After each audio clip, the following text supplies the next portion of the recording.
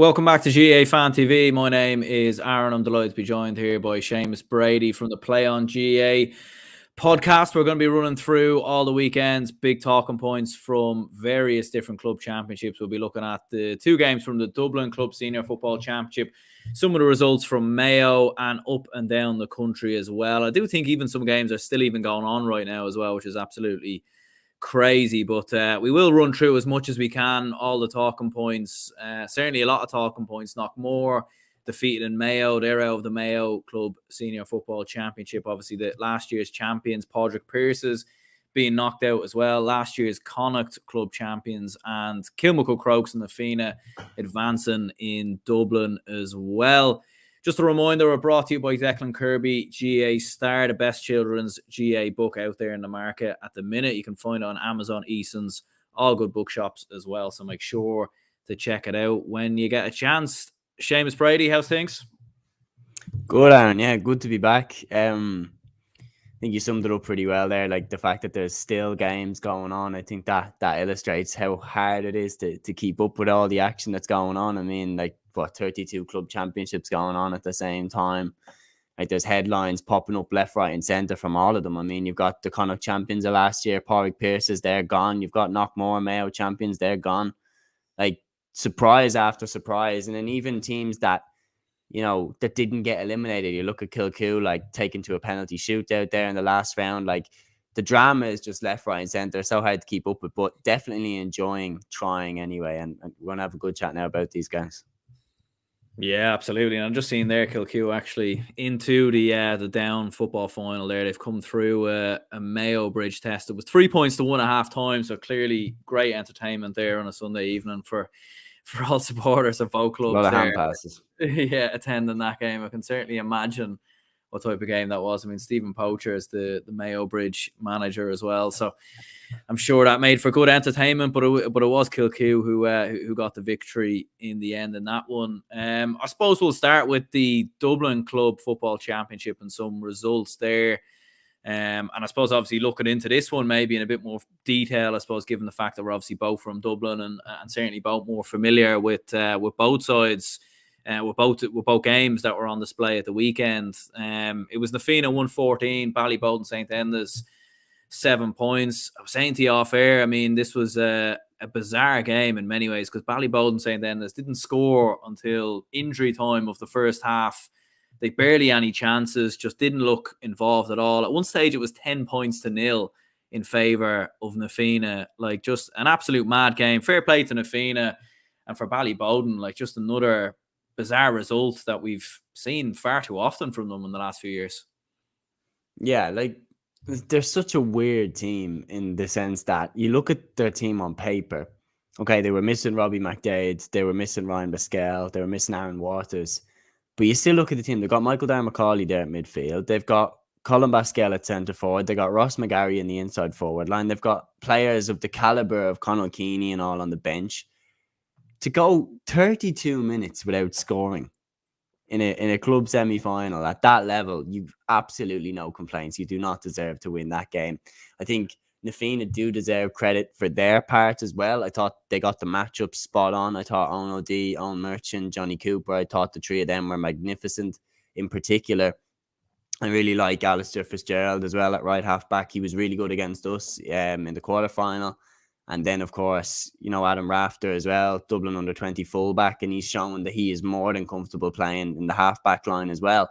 So they deserve credit, but Ballyboden was shocking going forward. They're absolutely they looked so out of ideas. And the fact that their only point in that first half was a Colin Basquel free. They didn't score a point from playing the first half. And, I mean, you can have no complaints about losing a game. But you said it yourself. We've seen this far too often from Bowden that, last year they went out so tamely to Kilmacud in the semi-final. The year before they got to the final against Ballymun Kickham's and then they just completely took their eye off the ball and Ballymun rolled them over with minimum fuss. And I really wouldn't know what to make of them now because you're looking at it, even on the hurling side. I see Max there. We were talking about the hurling from their side, that they're still very reliant on the likes of Keeney, Paul Ryan. And then on the football side, you're looking at it and saying they're still bringing Keeney on and, you know, kind of relying on him to pull them out of the fire like he did in the quarterfinal against Ballantyre St. John's. Like, I predicted Na Fianna would win this, but I predicted Na Fianna would win this based off the fact that in the last few games that Ballybowden have played, they've gassed towards the end in football and in hurling. Whatever happened the last 10 minutes, they just completely shut down. I mean, you think about the Ballantyre game, they were 10 points up. 4 minutes later, they're 3 points up. So I was thinking, look, Na Fianna, they're a young side. They got a lot of energy. They got a lot of determination. They're going to kick on in those last 10 minutes and push for home in what has been a very tight game up until that point. But this was just a beatdown. Bowden just didn't show up, and really frustrating way for them to leave the championship. Yeah, like, and it was a result like that I definitely didn't see coming. Like, I was surprised that, like, I backed Ballybowden to come through this one just because I thought maybe they'd gotten all these type of performances out of their system finally. Anyway, like, they beat Ballymun earlier in the year. They looked very good in doing so. They've been bringing through a few more younger players, like you mentioned before, and then just absolutely mental, really. Like, I mean, you were saying there, like, Ross McGarry, I felt wasn't really in the game at all. Like, he was very quiet. And Conal Keeney, to be fair, like, even when he came off the bench, I actually thought he'd done quite well. He scored a really nice point, and I thought he was getting involved, and, you know, he was sort of making things happen. But, like, the big problem for Ballybowden, I felt, was just this running game that they were playing consistently, trying to run it through the middle. They needed to mix it up, I felt. And even as mad as it sounds, bringing Conal Keeney on, do the traditional, stick him up a full forward, throw some long balls in there. Because you've seen even in that Whitehall game when Whitehall were doing that with Owen O'Donnell, like, it caused a lot of problems. And I just thought for Ballybowden, it was just fair. It was too one-dimensional, and, like, the management, they just didn't make the adequate changes, I felt, to change, to at least make an attempt at coming back in that game. Because, like, I think how they got a couple of points really in the second half, I thought Na Fianna just switched off, as you would. You're 10 points to 1 up at half time. It's sort of a, you know, a situation you probably don't find yourself in too often. But yeah, from a Ballybowden perspective, like, to not try something different, I thought was a little bit strange. Yeah, you're right. Like, Na Fianna had them figured out. Na Fianna knew what they were coming with.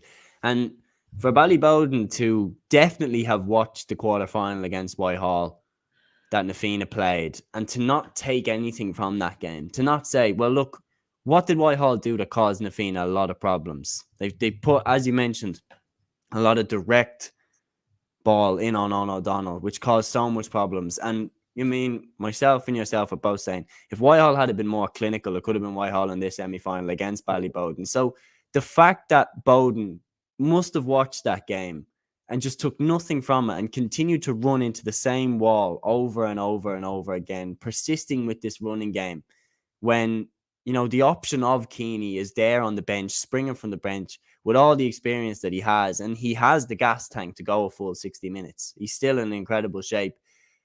Why would you not try something different? You're 10 points to 0 down. Like, switch it up. Go for something different, because clearly what you're doing now isn't working. And instead, I felt they just allowed Na Fianna to stay really, really kind of at their own ease, playing their own game, and to be allowed, as you mentioned, to switch off, to be allowed to take their foot off the pedal a little bit. And I don't think Na Fianna would have anticipated that at all. And interestingly enough, like, that could not really help them going into the final. Like, I mean, they didn't really get a test here, like, but I feel like Bowden just kind of rolled over for them.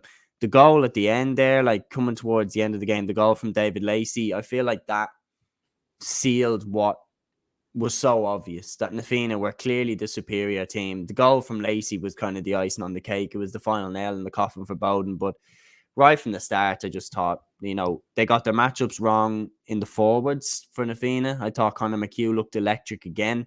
I think he looks really, really good. And then Na Fianna got their matchups right on the Bowden forwards, and Bowden just didn't switch up their game at all. And yeah, Na Fianna, well-deserving winners. Yeah, absolutely. And I thought, as we were saying there, like, fair enough, we can criticise Ballybowden quite heavily, and rightly so, like, given their performance. But at the same time, you have to give big credit for Na Fianna. Like, I thought they were sloppy enough against Whitehall. I thought throughout large parts of that game, they, you know, in the end, sort of scraped over the line, even after getting a player sent off as well. But in this one, fair play to them. Like, Owen Merchant again, outstanding. Conor McHugh, like I think he's really putting his hand up now to come into the Dublin team. Brian O'Leary was excellent, as you said there. Ali Fitzgerald, looks like a serious find in that team. And again, like Desi Farrell is an ex-Na Fianna man. We've seen him give Na Fianna players a lot of game time down the years. So there's one or two in there that I think, look, obviously with Jack McCaffrey and Paul Mannion coming back in, provided there's no injuries with the two of them, it's going to be even harder to get into the Dublin side next year than maybe what we thought it would have been. But with some of those performances from some of these players, like there's a potential for them to come in and maybe make some sort of cameo next year.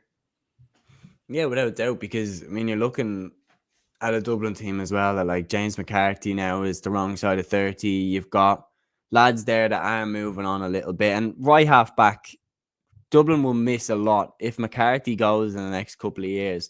Dublin will miss his drive and runs the most, I feel like. And Tom Lahiff does that a lot for Jude's. Ali Fitzgerald does that a lot for Na Fianna. So those are the lads that are throwing their hands up and saying, like, I can do the role. Even Rory O'Carroll for Kilmacud Crokes has been bursting forward in every game that he's been playing, stuck 2 goals away against Temple Oak. But yeah, I feel like the Dublin team going into next year, for the first time really in quite a few years, I feel like the Dublin team from, say, 2019 to 2021, I feel like the Dublin team was a little bit predictable going into every game. I don't really know who's going to start for Dublin next year, particularly in the defence. I mean, is Desi going to stick with the likes of Johnny Cooper, Mick Fitzsimons, or is he going to go to, your Andrew McGowans, your Killian O'Shea's that are smashing it with Kilmacud Crokes? Is he going to bring back in Rory O'Carroll? Is Jack McCaffrey going to, is he going to play him in the halfback line, or is he going to try and move him around a little bit? It's just fascinating. I can't wait to see who's going to go where. Is McCarthy going to go back to the halfback line, or is he going to go into midfield? Like, I feel like with this, anyone can get into this side now because they're all throwing their hands up. They're all playing magnificently, particularly Na Fianna in this semi-final were outstanding. So a lot of them lads are throwing their hands up. Even Owen O'D, like, fantastic on Owen O'Donnell. I thought had a great battle with O'Donnell in the quarterfinal and showed that he can actually go toe-to-toe with a big full forward, which, has been a question mark about Dublin's defence over the last few years. I just feel like for once, it's not that predictable who's going to start for Dublin next year. Yeah, absolutely. And I think it's going to make it very interesting from a Dublin fan point of view next year. Just a reminder, we are doing this live. So I suppose if anyone does have any club results at the weekend or club games maybe that you've seen at the weekend, feel free to get the comments in, because obviously we're not going to be able to get through everything. Frank said here, Levy can edge Slot Neil by a point or two in the semi-final, although we play an awful style of football. I know absolutely nothing about that game whatsoever, but I think that was the Derry semi-final. Lavy, they're the Downies. I think it's I think it might be, yeah. But Slot Neil would obviously be the big favourites there. Like, and to be fair, like I think everyone's kind of looking towards a Slot Neil, Whitey Graham's Glen final. I think which would be an absolute cracker. Yeah, cracker in the Derry Football Championship. Padraig says here, Gauna to win Cavan Senior Football Championship. Gauna first Cavan club team to win match on RT Live TV. Nice feat for Gauna players. Really, are they the first team to ever win? Cavan teams to ever win a game on RTE? Well, that's quite crazy there. And yeah, I was seeing that Gauna, they haven't won a county title since 2002, and Killygarry, I think it is, who beat Ramor United in the semi-finals. Ramor United were the champions last year, so they were beaten in the last hour or something. Killygarry have never won it. Gauna haven't won it since 2002. Like, I suppose that shows the beauty of the club championships, really. Like, seeing there, you've Shinrone and Offaly, who won a very first senior hurling championship as well today. Like, I mean, that's the beauty of the club championships. The fact that you can get these teams, it's sort of, I suppose, come out of nowhere, really. Maybe within the club and within the squad, they believe they can actually go on and win it. And, fair enough. But, like, for ourselves as spectators, like, it's sort of mad when you see some of these stories coming in. Oh, yeah, without doubt. I mean, my personal favourite is the Mullinock beating Kilmacud Crokes. Like, that was the David of all Goliath. Like, that was the biggest David versus Goliath I've ever seen. And for Mullinock to beat them that day was just crazy. Like, a Kilmacud Crokes team that their club is bigger than most counties in Ireland. Like, the amount of members that Kilmacud have, the area that they're in, their senior B team, I swear, is in Division 2 or Division 3 in Dublin. Like, it's crazy how strong they are. And Mullinachta just had their day in the sun. Like, it's amazing, the club championship, the results that it throws up. And yeah, Gowan, a first Cavan team to win on RTE. Like, that's some, I'm sure we'll come back to the game later. Like, there were some cracking goals in that game. My favourite one was Conor Casey's one. That was outrageous. I've seen that going around now on social media. But yeah, some fee for them. Yeah, absolutely. We will discuss that maybe a little bit briefly later on. But the other semi-final in Dublin was Kilmacud Crokes, who in the end get the better of Thomas Davis in the end. A comprehensive result in the end in many ways. I mean, it was 12 points to 1-3, a 6-point victory in the end for Kilmacud Crokes. Thomas Davis starting the better, scoring 1-1 early on. But I suppose Kilmacud Crokes doing what they did best, even without Paul Mannion, and that's finding a way to win. Again, I don't think they were at their absolute best, but then again, I don't think they needed to be. Yeah, this was a real professional performance by Kilmacud Crokes. This was a real, like, they just shut Thomas Davis down. I mean, Thomas Davis to hit 1-1, as you mentioned, in the first few minutes, Fionn Murray hitting that goal after 4 minutes, was it 7 minutes? And then for the rest of the game to only get 2 points, that just shows how good Kilmacud are. Like, their defenders are just magnificent. Rory O'Carr, I've banged on about them multiple times now. They're just fantastic. They're such a good unit, and then individually as well, they're superb. And then the subs that they can bring on, the likes of Cian O'Connor, like, they're so strong.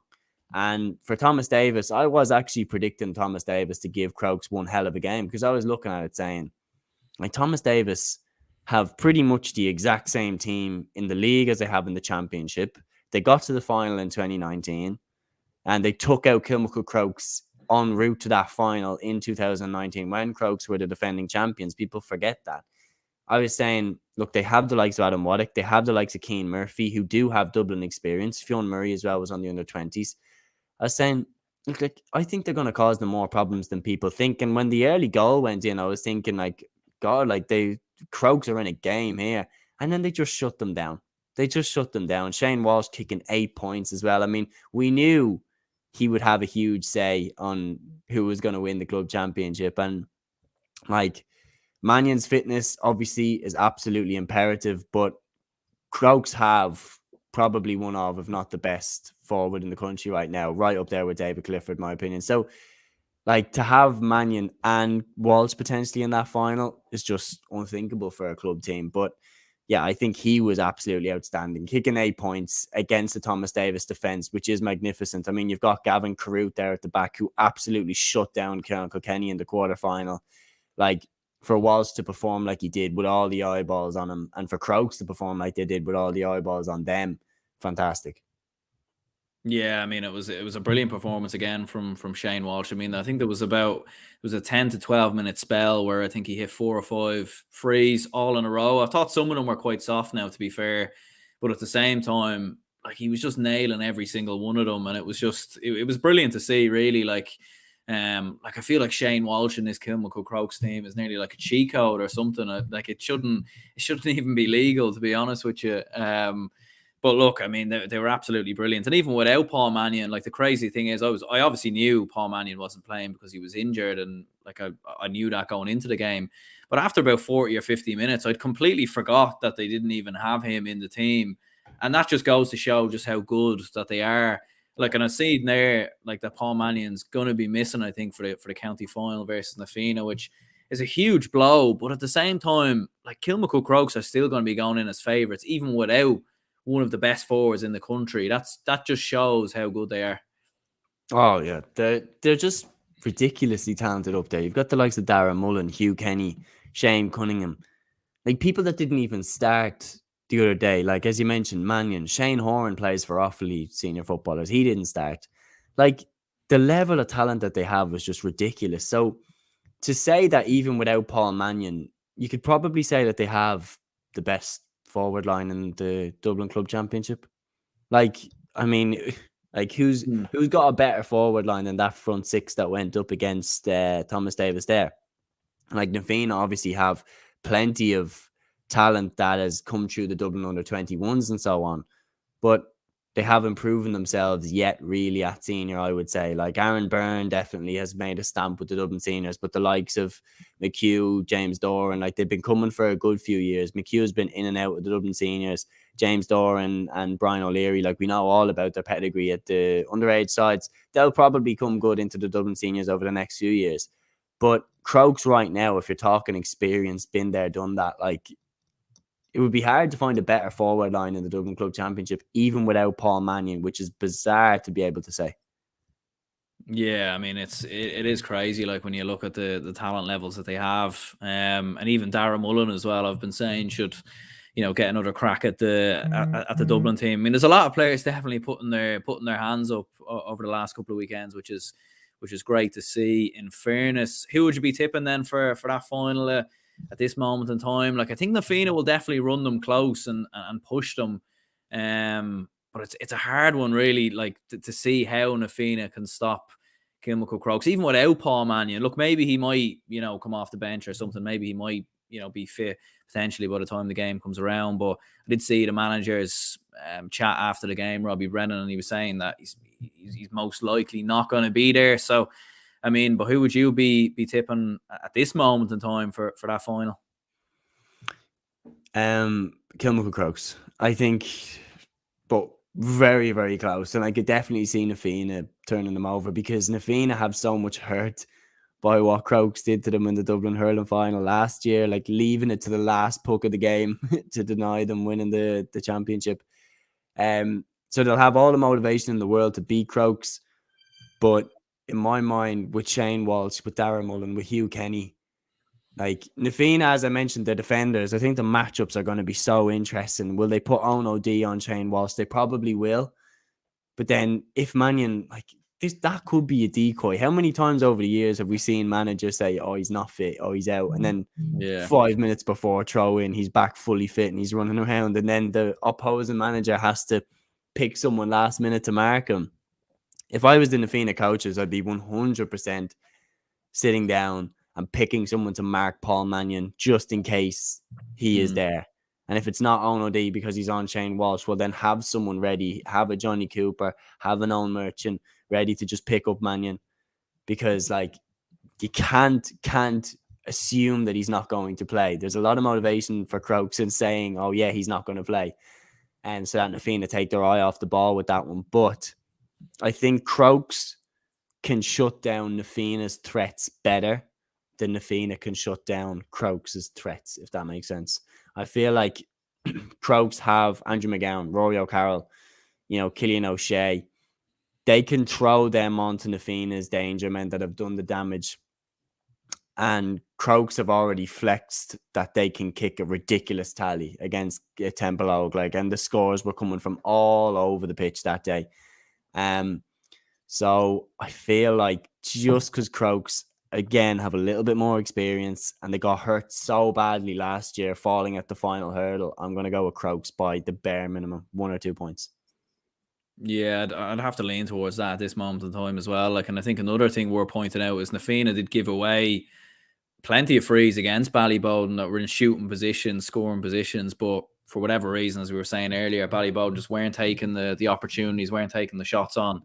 I think against Kilmacud Crokes, like it's a completely different story when you've got a player like Shane Walsh. Padraig was also saying here, Shane Walsh can do what brilliant Dermot Connolly could not do, take frees off the ground. Fair enough. I mean, I'm pretty sure he could do. Like I've seen Dermot Connolly plenty of times take frees, but I mean the thing is he didn't have to, because I mean you had Dean Rock and loads of other players. Do you know what I mean? But, yeah, Cluxton as well. Bit of a cheap shot there at good old Dermot Connolly, but like there's no reason whatsoever. Dermot Connolly in his prime could probably overhead kick the ball over the bar whenever he wanted to. Like, yeah. Talent wise, I've never seen someone as good as him. Like right up there with David Clifford and Colin Cooper. I think in terms of talent, maybe okay. Don't take the head off me. I'm not comparing, saying he's better than the Gooch or whatever, but in terms of just pure talent, I remember that. I don't know if you remember. Do you remember the 2017 Vincents when they won the Dublin Club Championship and Connolly was centre forward? Do you remember that goal he got? I think it was against Sylvester's where he ran through someone hand passed him the ball back and he just volleyed it into the back of the net without Yeah, like yeah, he just breaking hit it. It was stride. kind of That was just yeah, ridiculous. I was like, what even is this guy? Like, yeah. that was the most outrageous goal I've seen. Like, so yeah, maybe he can kick frees off the ground. Who knows? Who knows? Who knows? I mean, I'm pretty sure. I've seen him hit the ball plenty of distance. Anyway, I mean, I once seen him hit a like 60-yard pass in the 2019. I think it was either the Oh drawn yeah, game, yeah. That was outrageous. the drawn game or the replay. So I'm pretty sure if he put his head together and wanted to go at it and do that, I'm pretty sure he probably could. Now, would he be better than Shane Walsh? I don't think so. So that is fair. But yeah, moving on, looking at some of the results from the Mayo Club Championship then. So we'd 4 games that took place at the weekend. Obviously, 2 of them were on TG Cahir. So you had Brafey, who got knocked out by Ballintubber. A bit of a surprise result there, 14 points to 211 in favour of Ballintubber. Knockmore, the reigning Mayo football champions, knocked out by Castlebar Mitchells, 12 points to 11. Again, another result that caught a lot of people by surprise. Ballina Stephenites, they're now the favourites for the Mayo Club Championship. They beat Clare Morris 4-13 to 7 points. And Westport beat Gary Moore 13 points to 11. I seen Padraig Hora was getting his hair pulled back earlier as well. I seen a video of that. So all sorts of chaos happening in the Mayo Club Championship. But I suppose the big story there is Knockmore getting knocked out by Castlebar. Mitchells, you had Paddy Durkin in midfield who was playing well. Ethan Gibbons, looks like a very, very good player potentially. But I suppose as we were saying off air, sometimes with club games in Mayo, you see one player in one game look brilliant. You don't know what he's going to do the next. But Knockmore knocked out of the Mayo Club Championship. Their 2 in a row run is over. Yeah, I feel like it's interesting that they got through last year in a real battle and they got the rub of the green that day. Do you remember the sub goalkeeper saved the penalty or something in the shootout and got them through? This year, the battle, they didn't get the rub of the green this time. I mean, going down to a very youthful Castlebar Mitchell side with a lot of fresh legs in there. You mentioned Ethan Gibbons. He looked outrageous. 7 points over the hour, like outstanding. Barry Moore in there as the coach. I mean, he couldn't have been playing less than 2 years ago. Like, I mean, literally feel like he just retired. So they've got a real like youthful kind of energy around them. And yeah, they just caught Knockmore a bit off. I don't think Knockmore expected them to be as good as they were, but obviously Castlebar Mitchell is there. They have the Durkins, they have Ethan Gibbons. They have a lot of good players. I did think Knockmore would get through, having with their experience, with the likes of Aidan Orme, with the likes of Kevin McLaughlin, with the likes of Dylan McHale, but just wasn't to be on the day. And Castlebar Mitchell's now into the group now. Yeah, into the semi-finals. So big result there for Castlebar Mitchells. Ballintubber as well, beating Brafey was another result actually that did catch me by surprise.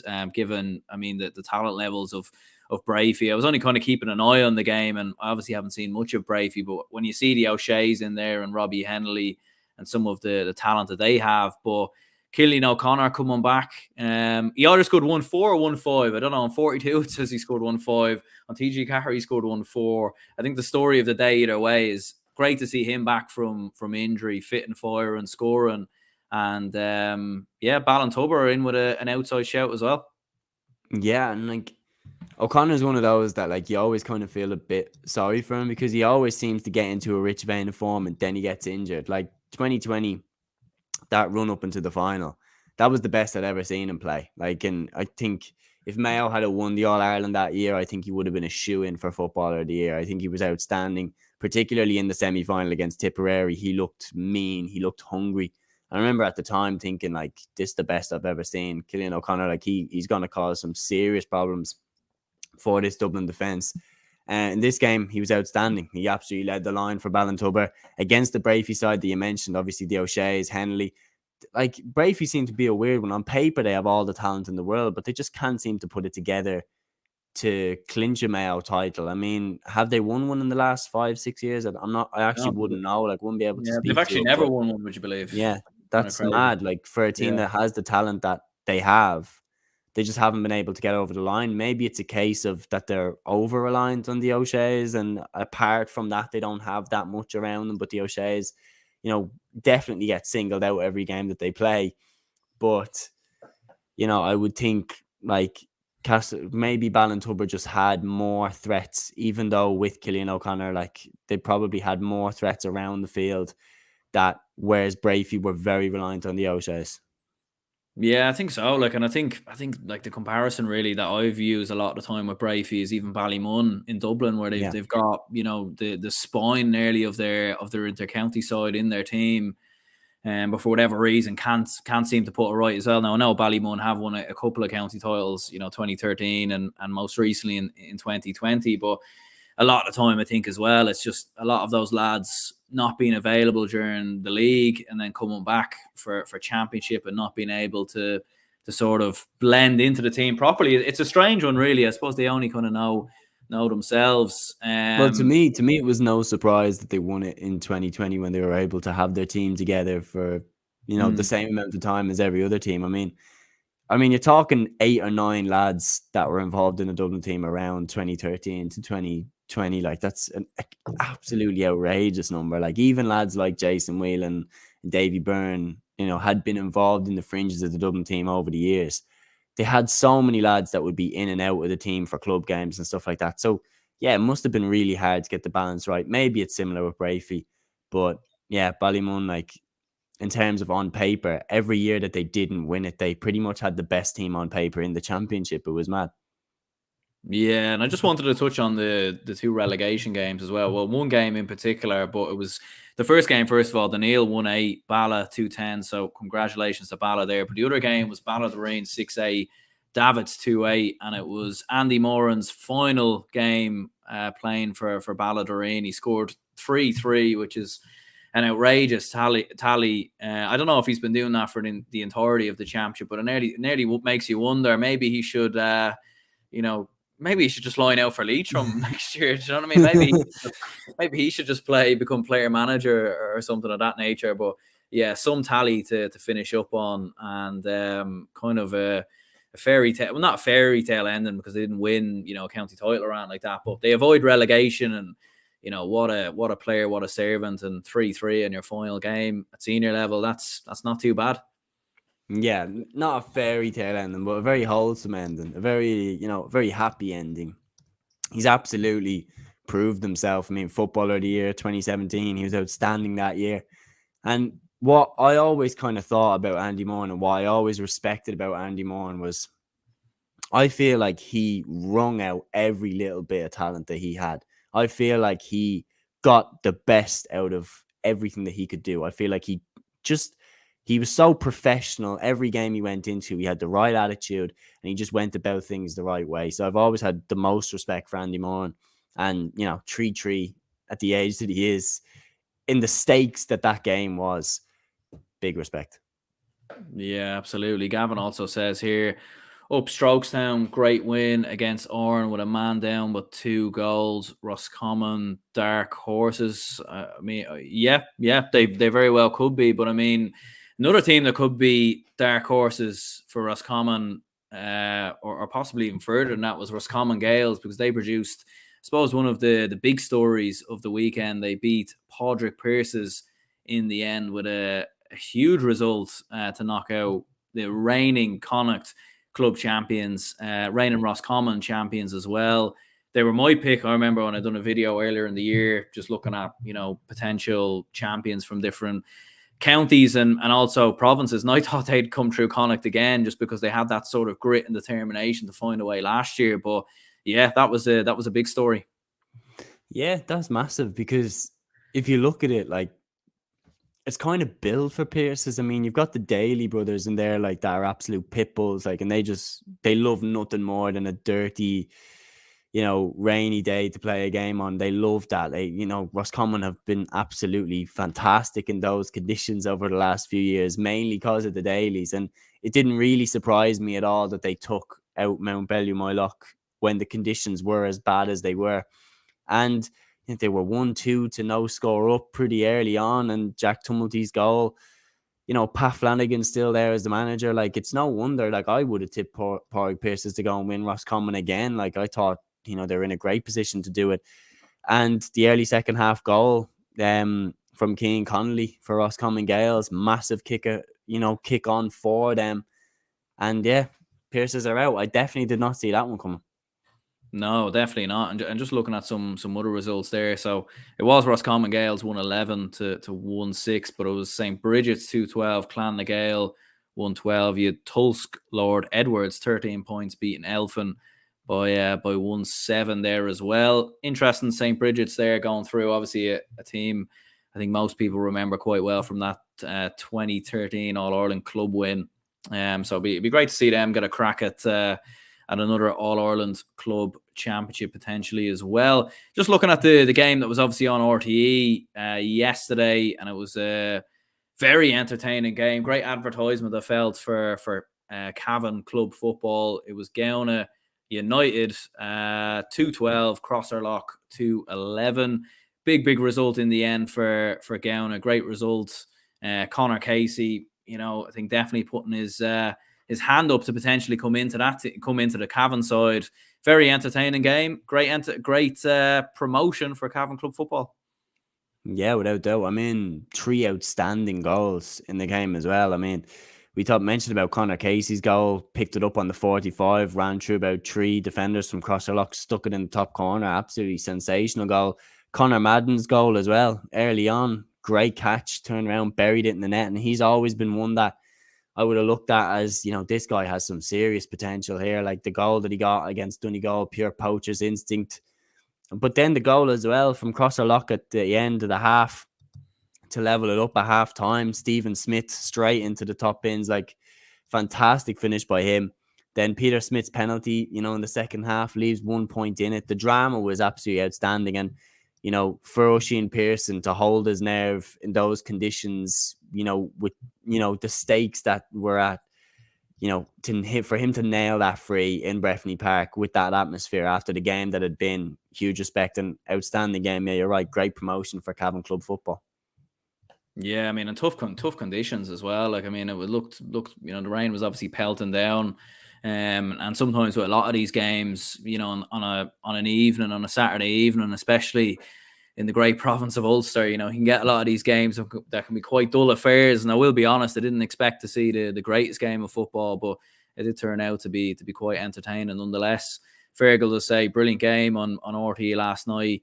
Cavan semi-final, should be more games on telly. Yeah, it definitely should. Like, it'd be great, if there'd be like a club Sunday game or something of that nature. I know TG Cahir obviously showed the highlights kind of on a Monday, but it'd be great to see something on RTE where they could sort of break games down in more detail, discuss them, maybe get some, former club players on.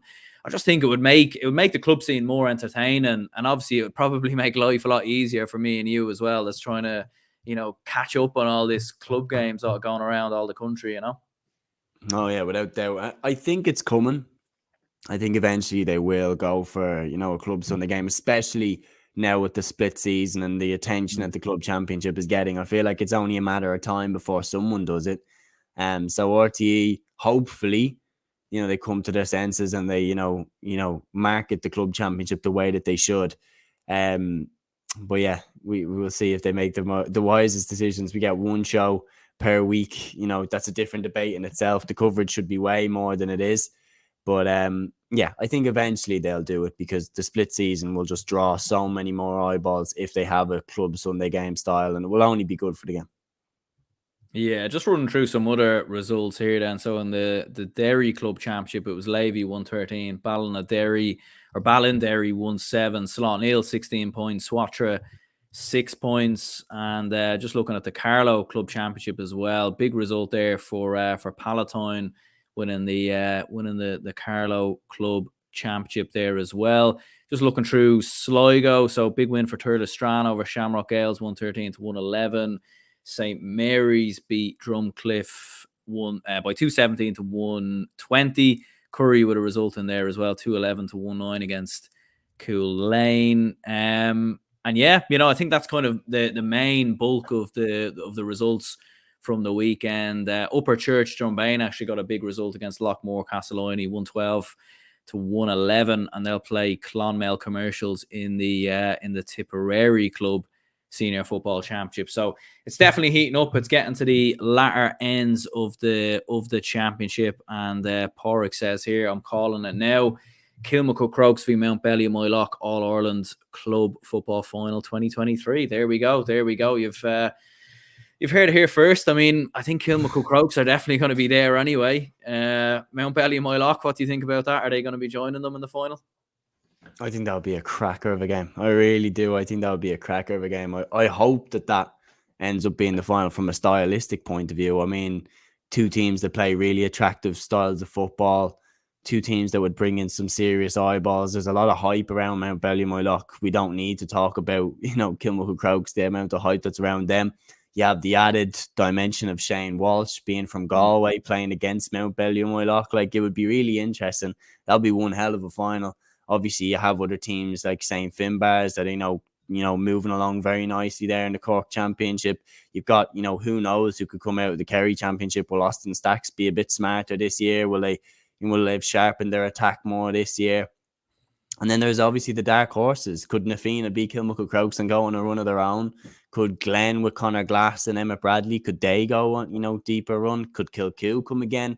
There's so much teams, in my opinion, that have the talent and in the right conditions could go the whole way.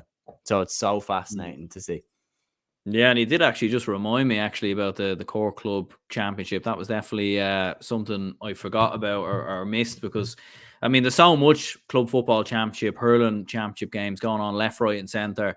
It's very easy for some of them to slip through your grasp. But I did see GA Statsman putting up a few things on Instagram earlier about Stephen Sherlock hitting 1-6 from play versus Castlehaven just after returning from injury as well. One of the best forwards in the country, and Bars versus Nemo Rangers in the Cork Premier Senior Football Championship final there as well. And it was St. Finbarrs 217, Castlehaven 116, Nemo Rangers 116, Ballincollig with 9 points. Luke Connolly finished with 1-6 actually as well there. So, I mean, that's going to be a very entertaining game, I'm sure, as well to watch. Usually they're on the Irish Examiner, and I'm sure I'll probably maybe I might be speaking to Matthew again between now and then, so we'll get his pick. I'm pretty sure he's leaning towards the Bars anyways. But look, I mean, for neutrals anyway, from looking at some of the Cork Club Football Championship games in the last couple of years, plenty of entertainment. And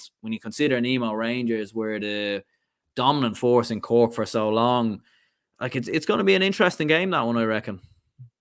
Yeah, this is definitely going to be a cracker of a game. Like, Nemo have the history, they have over the years, they've had the likes of James Masters, they've had all that club success.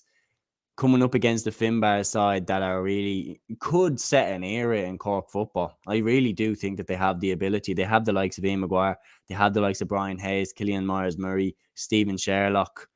I mean, I actually agree with Matt. I think Sherlock is up there as one of the best forwards in the country right now. His form is outstanding. And the fact that he didn't lose his determination, he didn't lose the head, because there were so many years where we were clearly seeing one of Cork's best forwards, if not Cork's best forward. And for some reason, he was just never really getting a crack at the Cork senior team. And he kept with it. And when he got into the Cork senior team last year, he was outstanding in pretty much every game that they played. And he's kept that form going.